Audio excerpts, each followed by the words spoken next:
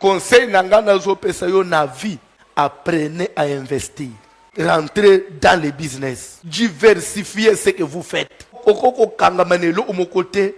Na salaire kakaboy. Même Mbongo Mibali a gagné. Andeur ya Mbongo wana. Bo créer attaque à moi maison pembeni. Okomona ke eko épargner na makambo mususu. Na salaire kakaboy. Nde banda ko ezalaka soki ba futi bango mama kalingi sauce. Moi 3 jours Mibali a salaire sik. Za chwa.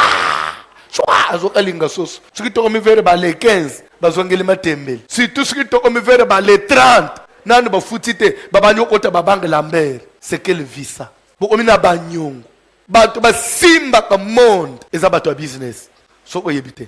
Fungwama créer ata moi boutique mo ya bien na quartier. Au lieu ezala ke Mibali azo manaton. Ya mbongo mafuta, mbongo bougie, makale sili. Mais soko za na boutique ako kende pe akei lere moko oteki osombi makala.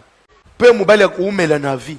Melu so bazo ufonoki mutu azana musala allo obosana ko tika mbongo apotopoto a mwana. Ya Mibali bazo ufa avant.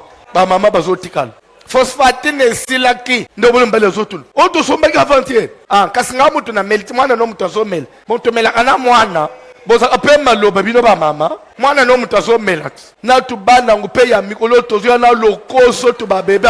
Onje ka utina zala na libu mwa mama. Onje mboka kauta katonda tetu bana. Ha zambe. Mwana zo simbe bibe basilisi. Abandu kolele suba sala Mibali. Yangu nebisa aba frère. Ozowelela kubala.